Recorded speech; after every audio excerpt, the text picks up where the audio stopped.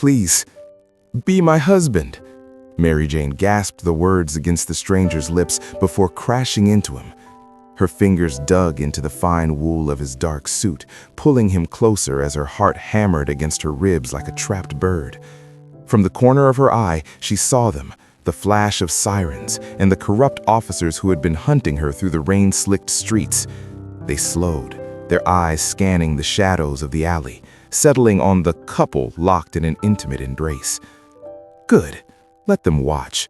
Let them think she was just a woman lost in her lover's arms. This kiss was her only shield against a prison cell, or worse. Slowly, Mary Jane pulled back, her breath coming in ragged hitches, expecting to see confusion or rage in the stranger's eyes. Instead, she found a gaze that was unreadable and cold as a winter grave. His hand moved, his thumb tracing the line of her jaw with a firm, possessive grip that sent a new kind of chill down her spine. "You have 10 seconds to explain why I shouldn't kill you for touching me," the stranger whispered. In the flickering light of the neon signs, Mary Jane saw it, the black dragon tattoo curling up his neck. She hadn't found a savior. She had kissed the dragon of the syndicate, Hoseok Minsuk, and she realized with sinking horror that she had just jumped from the frying pan into a furnace. If you want to find out what happens when you kiss a stranger to escape the police, and he turns out to be the most dangerous mafia boss in the city, hit that subscribe button right now and drop a comment. Would you risk your life with a monster to escape the law? Now, let's see how Mary Jane's desperate gamble became the most dangerous mistake of her life. "Witnesses don't live long in my city, Mary Jane." Hoseok Minsuk's voice was a low, smooth vibration that felt like a blade against her throat. He stood in the center of his penthouse, his tailored suit flawless, looking like a man who could destroy a life with a single word. Mary Jane stood before him, her shoulders rigid and her eyes wide with a quiet panic. She was a survivor, an outsider who had seen a crime that was meant to stay in the dark. Now the police were hunting her. Her visa was a death warrant, and her only protector was the man who ruled the underworld with an iron fist. "I'm giving you a choice," Hoseok continued, stepping into her personal space until she could smell the expensive cedar wood on his skin. "You play the role of my devoted wife. You help me flush out the traitors in my own family, and I keep you alive. If you refuse, I'll hand you back to those officers myself." Mary Jane looked at the ring he held out. It wasn't a symbol of love. It was a pair of golden handcuffs. She was trapped between the law that wanted her gone and a mafia boss who wanted to own her. But what Mary Jane didn't know was that this fake marriage was about to lead her into a world of betrayal where the price of survival was her very soul. If you're ready to see how a fleeing stranger becomes the queen of the dragon, stay tuned and tell us, would you sign the contract? The black sedan glided through the rain-slicked streets of the city like a predator moving through deep water. Inside, the silence was suffocating, broken only by the frantic rhythm of Mary Jane's heart. Beside her, Hoseok Minsuk sat perfectly still, his silhouette sharp against the passing neon lights. He didn't look at her, yet his presence felt like a physical weight pressing against her chest.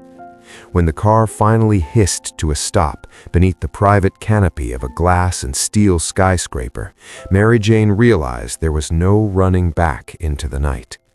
They ascended in a private elevator that moved with a sickeningly smooth speed. When the doors slid open, they revealed a penthouse that felt less like a home and more like a fortress of glass. The decor was minimalist and cold, reflecting the man who owned it. Hoseok stepped into the center of the room, shedding his suit jacket to reveal the dark, intricate ink of the dragon tattoo that seemed to pulse against the tan skin of his neck. "Sit," he commanded. It wasn't an invitation, it was a law. Mary Jane remained standing, her shoulders rigid and her hands fisted at her sides to hide their trembling. "You saved me from the police," she whispered, her voice cracking. "Why?" Hoseok turned, his expression unreadable, and his eyes tracking her with a predatory focus. He walked toward her until the scent of cedarwood and expensive tobacco filled her senses. He didn't stop until he was in her personal space, his hand reaching out to grip her jaw with that same firm, dominant hold from the alleyway. "I didn't save you, Mary Jane," he said, his voice a low, melodic vibration. "I intercepted you. You think those officers were just looking for a vagrant? You saw the handoff at the docks. You saw a face you weren't meant to see." Panic flared in her wide eyes. She had tried to convince herself she was invisible, just another outsider lost in the city's shadows, but Hoseok knew everything. He let go of her jaw and walked to a mahogany desk, picking up a velvet box and a set of heavy iron keys. He placed them both on the table between them. "The police are already at your apartment," he stated coldly. "If you walk out that door, you'll be in a cell within the hour, and you won't survive the night before a suicide is arranged for the witness." He pushed the velvet box toward her. Inside sat a diamond ring that caught the light like a shard of ice. "This is your other option," he said, his gaze locking onto hers. "My organization is infested with traitors who think I've grown soft. I need a distraction, a wife who is an outsider, someone with no ties to the other families, someone who owes me her very life." Mary Jane looked from the keys to the ring. It was a lethal ultimatum. To choose the keys was to embrace certain death. To choose the ring was to enter a pact with a monster. "You want me to be a shield," she said, her voice gaining a desperate edge of defiance. "I want you to be a ghost that breathes," Hoseok corrected, stepping closer until she was forced to look up at him. "Play the role. Convince my enemies that I am distracted by love, and I will ensure the police never find you. Fail me, and I'll be the one to turn the key to your cell myself." The weight of the silence returned, heavier than before. Mary Jane looked at the man who could either protect or destroy her with equal ease. With trembling fingers, she reached out, moving past the keys. Her hand hovered over the velvet box before she finally gripped the cold metal of the ring. Hoseok's lips pulled into a slow, dangerous smile that didn't reach his eyes. He took the ring from her and slid it onto her finger, his touch lingering just a second too long. "Welcome to the family, Mary Jane," he whispered. "Try not to die on our wedding night." The sun had not yet risen when the heavy silk curtains of the penthouse were swept aside, revealing a city that looked like an ocean of gray glass. Mary Jane sat on the edge of the sprawling king-sized bed, her fingers tracing the cold, sharp edges of the diamond ring that now branded her as property of the syndicate. She hadn't slept. The silence of the fortress was far more terrifying than the sirens she had fled. The door clicked open, and Hoseok stepped in, already dressed in a charcoal suit that looked like armor. Behind him, a line of silent, stone-faced women entered, carrying garment bags and lacquer boxes. "You have 24 hours until the Council of Elders meets to verify our union. By tomorrow, you will not be a girl from the streets. You will be the woman the dragon chose to share his throne."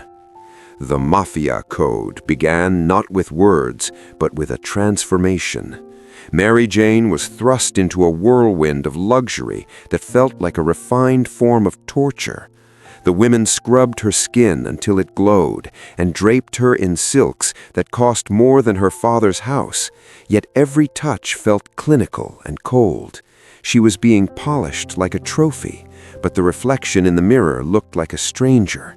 A polished, gilded version of a woman who was still screaming on the inside. Between the fittings, Hoseok stood in the shadows, his unreadable eyes tracking her every move. He wasn't just watching her, he was grading her. "Rule 1, he said, stepping forward as the tailors retreated. He grabbed her hand, forcing her to look him in the eye. Never look down. In this world, looking down is an invitation for someone to take your head. You are the wife of Min Suk. You look at everyone as if they are beneath you, or they will smell your fear like blood in the water. He spent the afternoon drilling the hierarchy of the syndicate into her mind, names of families, the history of the dragon tattoo on his neck, and the specific ways to greet men who would sooner see her dead than seated at their table. It was a world of masks, where a polite bow could be a death threat, and a smile was often a prelude to betrayal. Mary Jane realized that her survivor instincts were no longer enough. She needed to learn the language of the predator. "Why me?" she asked during a rare moment of stillness, her voice echoing in the vast room. "You could have picked anyone to play this part." Hosak walked toward her, the power imbalance between them shifting the very air in the room. He stopped so close she could feel the heat radiating from his body. "Because you are a ghost, Mary Jane. You have no family here, no paper trail, and no loyalties to my enemies." He reached out, his thumb grazing the line of her jaw with a possessive firmness that made her breath hitch. "And because when you kissed me in that alley, you didn't just want to live, you wanted to win. I can work with that." As night fell, the terror of the underworld began to seep through the luxury. From the balcony, she saw black SUVs pulling into the private lot below. The elders were arriving. Mary Jane looked at her hands, no longer fisted in desperation, but resting elegantly over the silk of her gown. She was a foreign bride in a nest of vipers, and as Hosak offered his arm to lead her to the lion's den, she realized the contract was no longer just about the police, it was about surviving the man holding her hand. The transition from the sanctuary of the penthouse to the grand ballroom of the Min Suk estate felt like stepping onto a battlefield paved in gold. Mary Jane's heels clicked against the polished marble, a rhythmic countdown to the moment she would have to face the wolves. Beside her, Hosak was a statue of lethal elegance, his hand resting firmly at the small of her back. The warmth of his palm was the only thing anchoring her as the massive oak doors swung open to reveal the syndicate's elite. The air inside the gala was thick with the scent of expensive lilies and underlying notes of gunpowder and tobacco. Hundreds of eyes turned toward them, cold, calculating, and predatory. These were the elders and their lieutenants, men who had built empires on blood and held on to them with iron fists. Mary Jane felt the weight of their judgment like a physical blow, her skin crawling under the silk of her gown. "Smile, wife," Hosak whispered, his voice barely audible above the swell of the orchestra. "In this room, a lack of joy is seen as a lack of power." As they moved through the crowd, the Mafia code she had spent the last 24 hours memorizing became her only lifeline. She nodded to the heads of the secondary families with the precise level of condescension Hosak had drilled into her, her chin held high as if she truly belonged on the arm of the city's most dangerous man. But the facade began to crack when they were cornered by Elder Park, a man with eyes like flint, who had been Hosak's primary rival for decades. "A sudden marriage, Hosak," Park remarked, his gaze raking over Mary Jane with blatant suspicion. "And to a woman with no name, no history, one might wonder if the dragon is hiding something behind such a vibrant distraction." Mary Jane felt her throat tighten. Park stepped closer, his voice dropping to a dangerous hiss. "Tell me, my dear, where exactly in Lagos did you say your family's shipping empire was based? I have associates there who find no record of a Min Suk alliance." The silence that followed was deafening. The lie was caught in her throat, her mind racing for the fabricated details Hosak had given her. Before she could stumble, she felt Hosiak's arms snake around her waist, pulling her flush against his side with a sudden possessive force. The move was so dominant, so unexpectedly intimate, that it stole the breath from her lungs. Hosiak leaned down, his lips brushing against Mary Jane's ear in a display of raw, territorial affection that sent a shockwave through the onlookers. He looked at Park, his eyes flashing with a terrifying, dark amusement.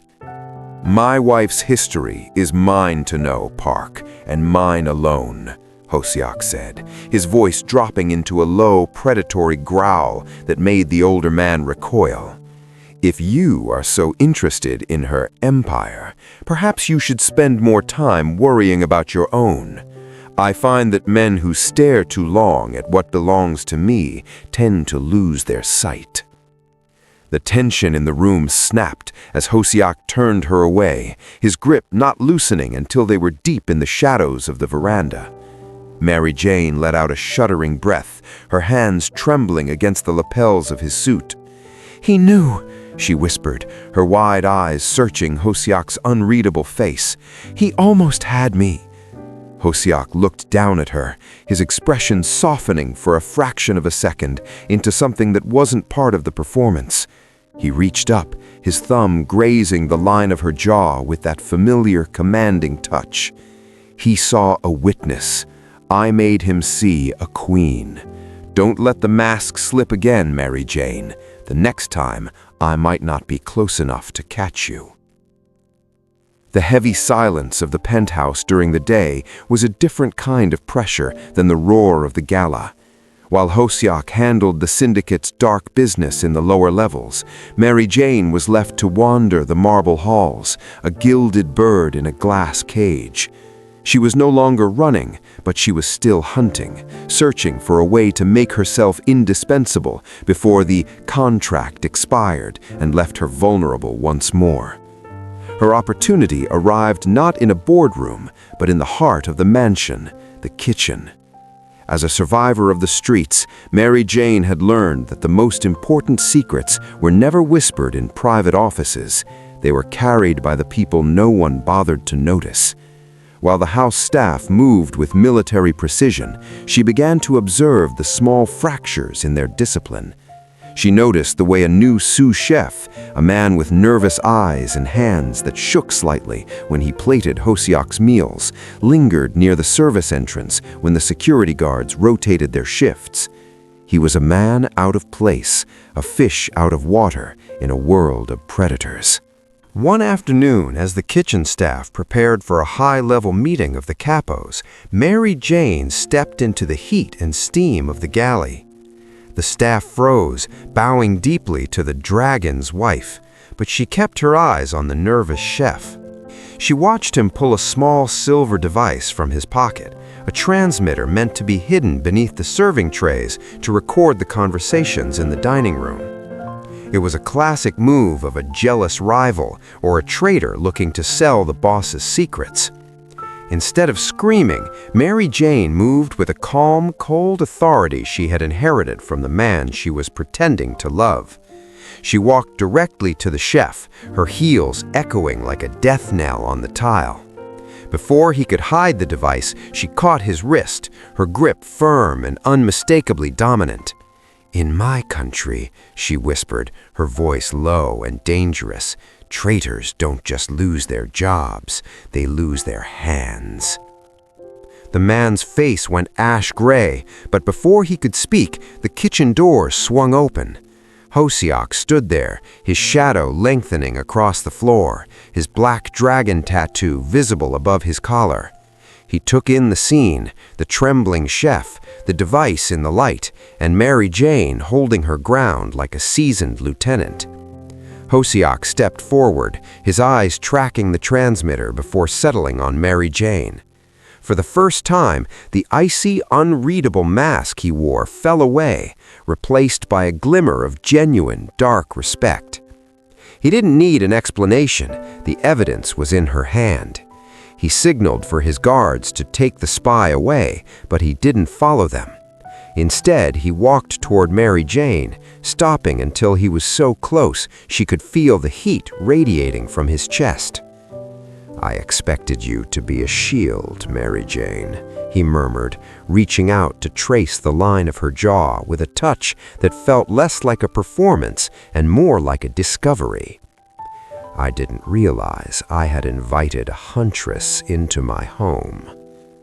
The power imbalance between them hadn't disappeared, but it had shifted. She was no longer just a fleeing stranger. She was a woman who had saved his secrets. As Hosiak's fingers lingered against her skin, Mary Jane realized that her taste of power was intoxicating, and that the most dangerous thing in this house wasn't the traitors, but the way her heart hammered when the boss looked at her with something other than cold calculation. The fragile peace within the penthouse shattered like glass under a hammer when the heavy oak doors of the study were thrown open the following evening. Hosiak stood by the window, his silhouette framed by the lightning that flickered over the city skyline, but his attention was fixed on the security monitors. Mary Jane felt the blood drain from her face as she looked at the grainy footage of the mansion's perimeter.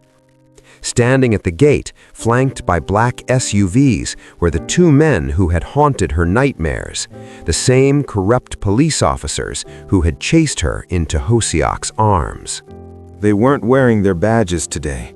They were dressed in the tactical gear of private mercenaries, their presence at the Minsuk estate a clear declaration of war. Mary Jane's breath hitched, her hands trembling as she clutched the back of a velvet chair. "They found me," she whispered, the old instinct to run screaming in her mind. Hosiak turned, his expression a mask of cold, controlled fury.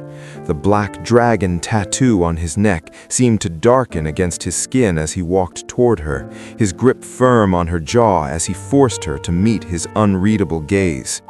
"They didn't find you, Mary Jane. They were sent," he said, his voice a low, dangerous vibration. "They aren't working for the law anymore. They're working for the syndicate elders who want my head on a platter." The price of her secret was finally being called in. The officers weren't there to arrest her. They were there to expose her as a fraud and use her as leverage to strip Hosiak of his power. If the elders proved she was a witness to a crime and not a legitimate bride, Hosiak's empire would crumble under the weight of his own deception. "What do we do?" Mary Jane asked, her voice locked between action and regret. Hosiak's eyes flashed with a predatory spark of respect, recalling how she had handled the spy in his kitchen. He leaned in close, his cedarwood scent a strange comfort in the middle of the chaos. "In this house, we don't hide from ghosts, we bury them." He led her to the grand balcony overlooking the entrance, his hand resting possessively on her waist. As the officers looked up, their faces twisted with a mix of shock and greed. They expected a terrified victim, but they were met with the Queen of the Dragon standing beside the most dangerous man in the city. The power imbalance had shifted once more. Mary Jane realized that as long as she wore Hosiak's ring, she was no longer a fleeing stranger. She was a target, yes, but she was also a weapon. The corrupt men who had once hunted her now looked small under Hosiak's icy stare. But as the lead officer pulled a file from his jacket, a file containing the truth of Mary Jane's real identity, she realized the battle for her soul had only just begun. The storm that had been brewing over the city finally broke, unleashing a torrent of rain that lashed against the glass walls of the penthouse. Suddenly, the vibrant hum of the mansion died, swallowed by a deep, absolute darkness as the power grid succumbed to the gale. In the sudden void, the only sounds were the rhythmic drumming of the rain and the heavy, synchronized breathing of two people who had spent days pretending to be one. Mary Jane stood frozen in the center of the living area, the darkness triggering a primal fear of being cornered once again. But then a match flared, casting a flickering amber glow across the room. Hosiak stood by the mantel, lighting a single candle. The flame danced in his eyes, softening the usual icy unreachability of his gaze. He didn't call for the backup generators. Instead, he beckoned her toward the hearth, where the dying embers of an earlier fire provided a faint, warm sanctuary. As she sat beside him, the distance between them felt different, less like a predator and prey and more like two survivors sharing a temporary truce. The silence was no longer suffocating, it was expectant. Mary Jane watched the shadows play across the black ink of the dragon tattoo on his neck. In the candlelight, the scales of the dragon seemed to move, winding upward toward his jaw.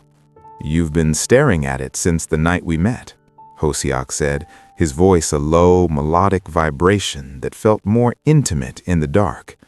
"It's a mark of power," Mary Jane whispered, her wide eyes locked onto his. "But everything in this world has a cost. What was the price for that?" Hosiak reached up, his thumb tracing the jagged edge of the tattoo's tail, which disappeared beneath his collar. For the first time, he didn't look like a boss. He looked like a man haunted by a history he couldn't outrun. "In the Syndicate, you don't choose the dragon. The dragon chooses you when you have nothing left to lose," he began, his voice dropping into a register of true vulnerability.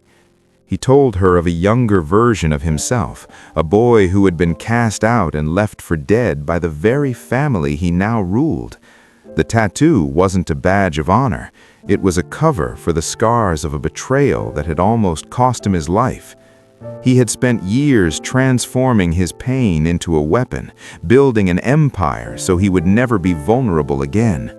"I thought that if I became the monster, I would never have to be afraid," Hosiak murmured, looking not at her, but into the flickering flame. "But the higher you climb, the more you realize that a throne is just a beautifully decorated cage."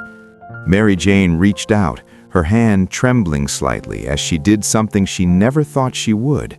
She touched him, not out of survival, but out of empathy. Her fingers brushed the edge of the tattoo, her touch soft and tentative.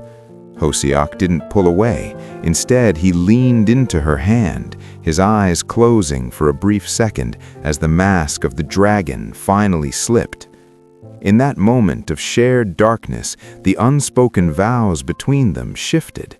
It was no longer just a contract of protection or a ruse to fool the elders. It was a recognition of two souls who had both been forged in fire. As the rain continued to roar outside, the power imbalance remained, but the emotional gap had closed.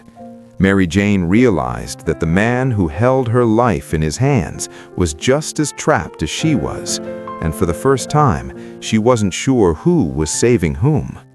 The fragile intimacy born in the darkness of the storm vanished with the return of the morning light. As the mansion's power flickered back to life, the cold, clinical reality of Mary Jane's situation returned with it. Hosiak had left early for a meeting with the Syndicate's financiers, leaving Mary Jane alone in the vast penthouse. Driven by a restless needle of doubt that his vulnerability had planted, she found herself drawn to his private study, the inner sanctum she had been forbidden to enter. The room smelled of cedar wood and old leather, a scent that now triggered a complex ache in her chest. She began to sift through the digital files left open on his desk, her fingers trembling as she navigated the encrypted folders. She wasn't looking for a way out anymore. She was looking for a reason to stay, a reason to believe that the man who had shared his scars with her wasn't the monster the world claimed him to be. Then she saw it. An archived video file dated the night of her flight, the night she had witnessed the handoff at the docks. Her breath hitched as the grainy footage played across the screen. There was the familiar silhouette of the black sedan, the flashing sirens of the corrupt officers, and the exchange of a heavy, metallic briefcase. But as the camera zoomed in, the blood drained from her face. Standing in the shadows, overseeing the entire transaction with a calm, chilling authority, was Hosiak Min-suk. The realization hit her like a physical blow. He hadn't just intercepted her that night. He had been the architect of the very crime that had turned her into a fugitive. The high-stakes collision in the alley hadn't been a stroke of luck. It had been a calculated move by a man who was cleaning up his own mess. the protection he offered, the diamond ring, the unspoken vows they had shared in the dark. It was all a masterclass in manipulation. He hadn't saved her from the police, he had hidden her from the truth. Mary Jane sat back, her heart hammering so hard she thought her ribs might crack. The man she had started to trust, the man she had begun to see as a fellow survivor, was the very reason she was in danger. Every possessive touch and every glimmer of genuine respect now felt like a drop of poison. Her flaw, her tendency to trust her heart in a world ruled by cold logic, had led her straight into a dragon's maw. She looked at the ring on her finger, no longer a symbol of safety, but a brand of her own naivety. The power imbalance hadn't just been about wealth or status, it was about the truth. As the sound of the private elevator echoed through the hall, signaling Hosiok's return, Mary Jane felt the old flight instinct roar back to life. But she was no longer in the streets, she was in the heart of the dragon's den, and the man she had just discovered to be her greatest enemy was walking through the door. The trust that had begun to bloom in the rain was shattered, leaving nothing behind but the cold, sharp shards of a betrayal she never saw coming. The cold realization of Hosiok's betrayal was still stinging in Mary Jane's chest when the atmosphere of the penthouse shifted from a golden cage to a death row. The elevator doors didn't just bring Hosiok, they brought a silence so heavy it felt like the air had been sucked out of the room. Hosiok didn't look at her as he crossed to the bar, his movements mechanical, his eyes fixed on some distant dark horizon. The black dragon on his neck seemed to coil tighter, a visual warning of the storm brewing within the syndicate. The phone on the mahogany desk buzzed, a secure line that only the syndicate elders used. Hosiok answered, his voice a low, flat monotone that revealed nothing. Mary Jane watched him from the shadows of the hallway, her heart hammering against her ribs.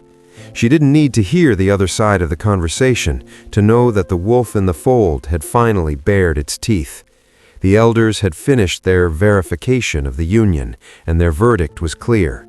Mary Jane was a witness, a liability, and a ghost that needed to be laid to rest. They had ordered her disposal. Hosiok hung up and stood frozen, his back to her. The power imbalance that had defined their relationship since the first kiss in the rain was now at its absolute peak. He held her life in a single gesture, a single command to the guards waiting outside. For Hosiok, the choice was a collision of two worlds, the empire he had bled to build, and the woman who had dared to touch the monster behind the mask. To save her was to invite a coup. To kill her was to extinguish the only light that had reached his soul in years. "They know, don't they?" Mary Jane asked, her voice trembling but her gaze locked onto his back. She stepped into the light, the diamond ring on her finger feeling like a lead weight. "They know I'm the witness from the docks, and they want you to finish what you started." Hosiok turned slowly. His face was a mask of cold, unreadable stone, but his eyes held a flicker of the vulnerability they had shared during the storm. He walked toward her, his grip firm as he took her jaw in his hand, tilting her head back to look at him. "The elders don't negotiate, Mary Jane. They eliminate," he whispered, his voice a melodic vibration of pure menace and hidden grief. The stakes had never been higher. If Hosiok failed to follow the order, he would lose the throne he had sacrificed everything to win. But as he looked at the woman who had kissed a stranger to survive, he saw a reflection of his own desperate past. He wasn't just choosing her life, he was choosing whether to remain a pawn of the syndicate or to finally become the dragon he was meant to be. "I told you once that witnesses don't live long in my city," he murmured, his thumb grazing her lip in a possessive final gesture. "But I never told you what happens to the man who defies the council." He reached into his jacket, and for a second, Mary Jane thought he was reaching for the gun to end it all. Instead, he pulled out a secure key card and pressed it into her hand. The flight instinct she had suppressed for weeks roared back, but this time, Hosak wasn't the one stopping her. He was opening the cage. The wolf was at the door, and the dragon had to decide if he was going to burn the world down to keep her safe. The sky over the docks was the color of a fresh bruise, heavy with the scent of salt and impending violence. Rain began to fall in a rhythmic cold sheet, echoing the night Mary Jane had first crashed into Hosak's life. The key card he had pressed into her hand was a ticket to freedom, a way to vanish into the shadows of the city and leave the dragon to his fate. But as Mary Jane stood at the edge of the shipping containers, watching the black SUVs of the syndicate elders circle Hosak like a pack of wolves, her feet refused to move. Hosiak stood in the center of the pier, his tailored suit already soaked through, his silhouette a defiant pillar against the storm. He was alone, having sent his loyalists away to ensure her escape, choosing to face the council's executioners on his own terms. The corrupt officers who had hunted her from the start stepped out of the lead vehicle, their faces twisted with the greedy confidence of men who thought the prey was finally cornered. "You sacrificed an empire for a witness, Hosiak," the lead officer shouted over the roar of the wind. "The elders don't forgive treason." As the first flash of gunfire lit up the dark, Mary Jane didn't run. The flight instinct that had defined her survival for months finally snapped, replaced by a cold, sharp clarity. She realized she couldn't live a life of safety if it was bought with the blood of the man who had opened his cage for her. She dropped the keycard into the rising puddles and moved toward the crates where the syndicate's heavy weaponry was staged. Hosiak was a whirlwind of lethal precision, but even a dragon can be overwhelmed by a tide of vipers. He took a hit to the shoulder, his knees buckling for a fraction of a second as the officers moved in for the kill. Before they could fire the final round, a thunderous crack echoed through the shipyard. The lead officer fell, and the others scrambled for cover as Mary Jane stepped into the light, her eyes wide with a quiet, fierce panic that had transformed into resolve. She held a discarded tactical shotgun, her posture no longer rigid with fear, but anchored by a new kind of power. She wasn't an outsider anymore. She was the missing piece of the dragon's defense. Hosiak looked back, his unreadable eyes widening as he saw her standing there, the rain washing the blood from her hands. The power imbalance between them didn't vanish, but it shifted into a deadly equilibrium. He didn't tell her to go, he didn't command her to hide. Instead, he reached out, his firm grip finding her shoulder as they stood back to back in the drenching rain. "I told you to run, Mary Jane," he growled, though his voice held a glimmer of that dark, genuine respect. "I'm tired of running, Hosiak," she whispered, her finger tightening on the trigger as the next wave of mercenaries closed in. In the heart of the storm, amidst the blood and the rain, the witness and the monster fought as one.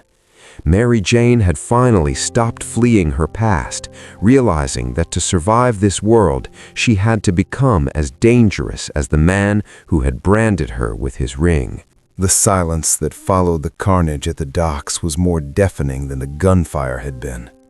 As the dawn began to break through the leaden clouds, the first rays of light touched the crimson-stained puddles and the broken remains of the syndicate's coup.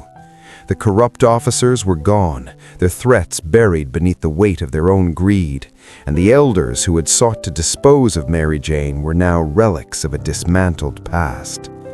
Hosak stood amidst the wreckage, his suit ruined and his shoulder bandaged in a makeshift wrap, yet he still radiated that terrifying, quiet authority. They returned to the penthouse in a silence that felt heavy with the weight of things left unsaid. The contract was fulfilled.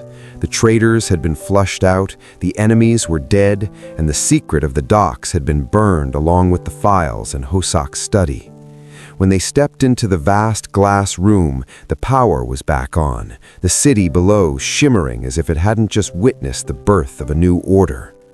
Hosak walked to the mahogany desk, his movements slow and pained. He didn't reach for a drink or a weapon this time.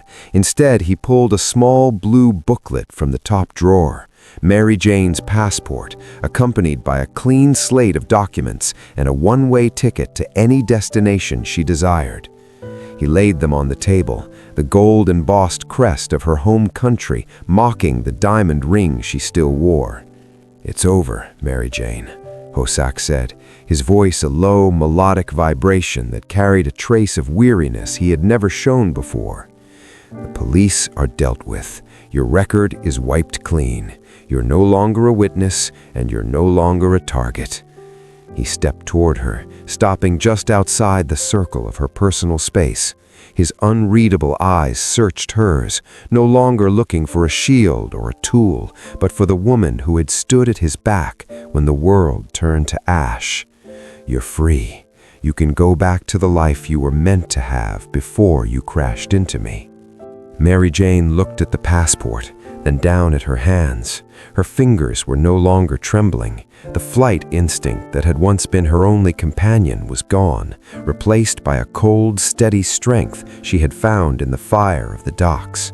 She thought of the life she had been running toward, a life of hiding, of being a victim of circumstances she couldn't control.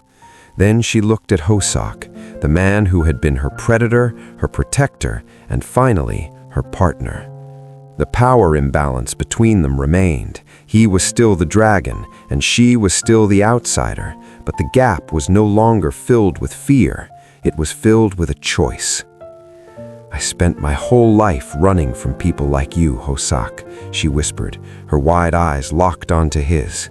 "I thought freedom was a place where no one could find me, but I realized something on those docks." She reached out, but she didn't pick up the passport. Instead, she took his hand, her grip firm and unmistakably certain. She slid the diamond ring off her finger and placed it on top of the travel documents, then looked him directly in the eye, her posture rigid with a new kind of defiance. "I don't want the life I was meant to have," she said, her voice dropping into a register of quiet power. "I want the life I fought for." Hosak's breath hitched, a brief crack appearing in his icy composure. He reached up, his thumb grazing the line of her jaw with that familiar, possessive touch. But this time, it wasn't a performance. It was a vow. He didn't offer her the ring back as a contract. He offered his hand as an equal. The stranger she had kissed in the rain was no longer a mistake. He was her destination. Mary Jane realized that she didn't need to run anymore because she had finally found the only person in the world who was as dangerous as she had become. The contract was dead, but the alliance and the man who owned the city was hers.